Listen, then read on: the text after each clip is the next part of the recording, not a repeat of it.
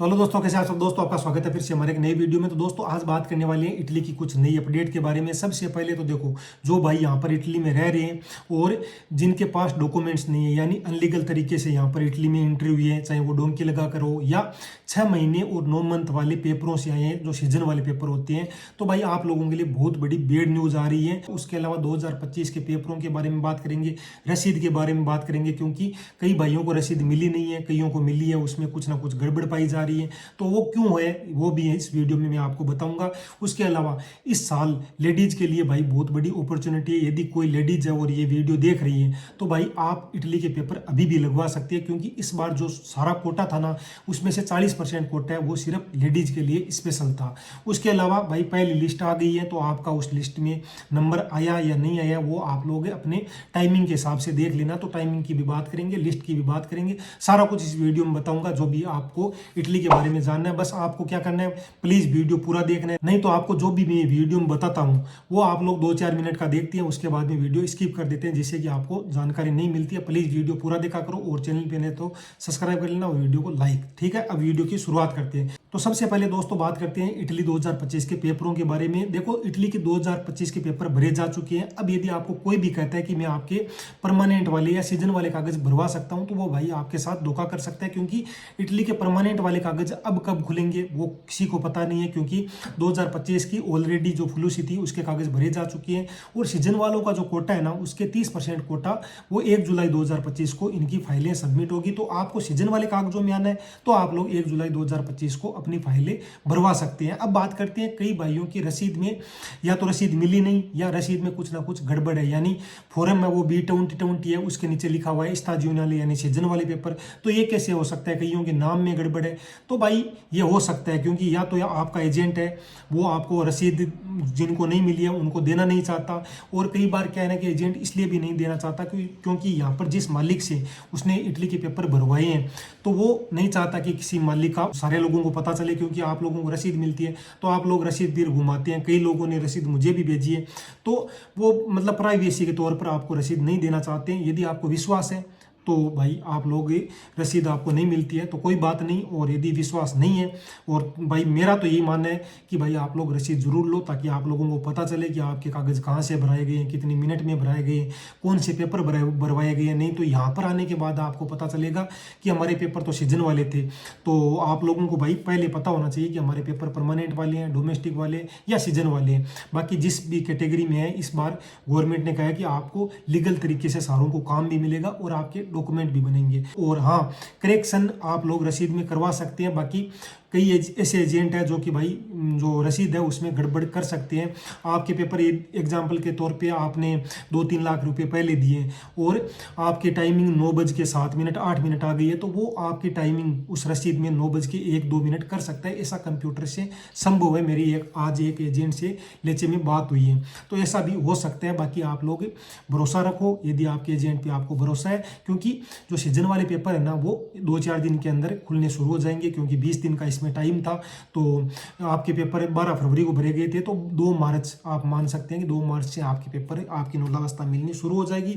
और जिनके परमानेंट वाले हैं उनके भाई 40-45 दिन और लगेंगे, क्योंकि 15-20 दिन हो चुके हैं, तो 40-45 दिन और लगेंगे। इसमें 2 महीने का टाइम लगता है। तो परमानेंट वाले जो डोमेस्टिक वाले वो भी, और जो नॉन सीजनल है जो 5 तारीख को भरे गए थे वो भी 40-45 दिन के बाद खुलने शुरू होंगे। अब बात करते हैं कि पहली लिस्ट की। तो पहली लिस्ट आ गई है। आप लोग अपनी टाइमिंग के हिसाब से, अपने सिटी के हिसाब से आप लोग चेक कर लेना। वो मैं आपको लिंक है ना वो डिस्क्रिप्शन में दे दूंगा, क्योंकि एक एक का नहीं बता सकता। 4-5 सिटी जो मेन है उसकी मेरे पास से ऊपर लिखा हुआ है, तो वो मैं आपको पहले बता देता हूं। देखो, लेचे में जिनके सीजन वाले पेपर भराए गए हैं तो उनका 714 का कोटा अभी तक पहली लिस्ट में है। उसकी टाइमिंग है 11:03 ठीक है, तो इस कोटे में और इतनी टाइमिंग तक लेचे से आ गई है 3:54 तक। ठीक है, उसके बाद में ब्रिंदीसी से 313 का कोटा था, वहां पर 34 मिनट 18 सेकंड तक बता रहे हैं। उसके बाद में तरांतो यहाँ पर 8 मिनट और 11 सेकंड तक बताए गए हैं, 221 का कोटा था। ठीक है, ये सारा कुछ स्टाजियोनाले का बता रहा हूँ। ठीक है, रिमिनी में 203 सीट का है और 11:02 मिनट 9 सेकंड। मिलानो से 111 का है जो कि 9:03:28। तो यहाँ से भाई आया है, तो आप लोग चेक कर लेना, बाकी आपको मैं डिस्क्रिप्शन में दे दूंगा लिंक। अब मैं बात करता हूँ परमानेंट वाले डॉक्यूमेंट्स का, जो इन्हीं सिटी का। तो लेचे से B2020 जो कोटा है उसका जो 314 सीट है और 9:05:28 तक आ गई है। ब्रिंदीसी से 9:02:39 से परमानेंट वाले 5 तारीख वाले 304 का इनका कोटा था। त्रांतो का 387 का 9:03:45। रिमिनी का 172 का 9:02:42। उसके बाद में मिलानो का 1452 का कोटा है भाई, वहाँ पर 9:52 तक ये आ गए हैं। तो भाई आप लोग चेक कर लेना इस प्रकार से। ये मिलानो वाला मुझे गड़बड़ लग रहा है, 9:05:02 है। हाँ ये सही है, ठीक है। बाकी भाई आप लोगों को एक एक सिटी का नहीं बता सकता क्योंकि लिस्ट बहुत लंबी है। बाकी एक लिस्ट और आनी बाकी है।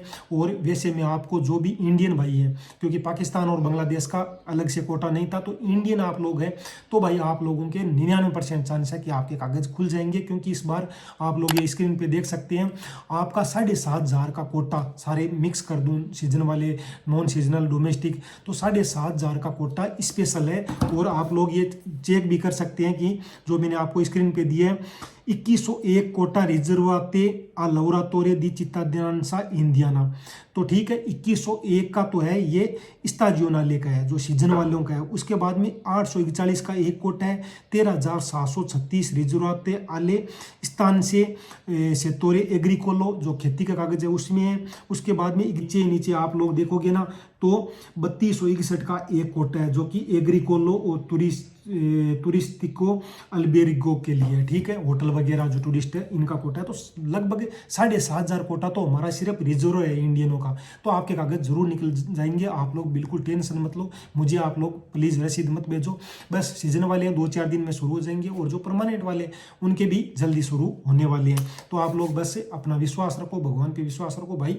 आप लोगों को मैं बता दूं कि कई भाई ये भी पूछ रहे हैं कि हमें इटली आना चाहिए या नहीं आना चाहिए। भाई जरूर आओ, किस्मत आजमाओ, कोई दो राय नहीं है। क्योंकि यदि आपका इंडिया में कुछ नहीं हो रहा है तो आप लोग यहाँ पर आकर काम कर सकते हैं भाई। यहाँ पर बहुत अपॉर्चुनिटी है, लेकिन वो डिपेंड करता है कि आप कौन से कागज में आ रहे हैं और आपका यहाँ पर आगे कौन रिश्तेदार रहता है। क्योंकि जिनके रिश्तेदार सॉलिड है यहाँ पर, वो तो भाई आते ही काम लग जाते हैं, और जो सीजन वाले कागजों में आते हैं, कोई आगे जानकारी नहीं है, तो भाई उनके लिए भाई थोड़ा सा यहाँ पर मुश्किल रहता है। बाकी इस पर एक वीडियो बनाऊंगा पूरा कि कौन कौन से फायदे हैं, कौन कौन से नुकसान है। जो भाई यहाँ पर इटली में रह रहे हैं और जिनके पास भाई डॉक्यूमेंट्स नहीं है, यानी कच्चे हैं आप लोग, आपकी नूलावस्था खत्म हुई है, 60 दिन से ज़्यादा हो चुकी है, और आप लोग या किसी अनलीगल एंट्री से आए हैं जैसे डोंकी मार्कर, तो भाई आप लोगों के लिए बहुत बड़ी बैड न्यूज़ आने वाली है। क्योंकि ये जो यूरोपीय संगठन है ना, जो जर्मनी हो गई, फ्रांस हो गई, इटली हो गई, मेन ये 3 देश है ना, ये बहुत बड़ा सख्त कदम लेने वाली है आने वाले दिनों में। जो भाई यहाँ पर बिना डॉक्यूमेंट के रह रहे हैं उनको डिपोर्ट कर सकते हैं। क्योंकि अमेरिका के नक्शे कदम पर हमेशा से इटली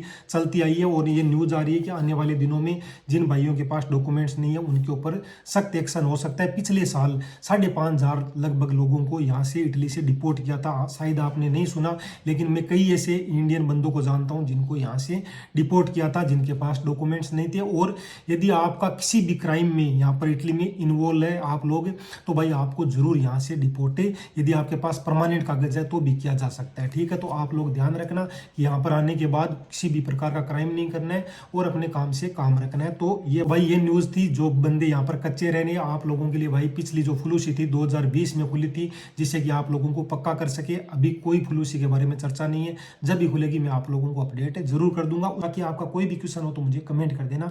मिलते हैं अगले वीडियो में, तब तक चैनल पर सब्सक्राइब, वीडियो को लाइक। नमस्कार।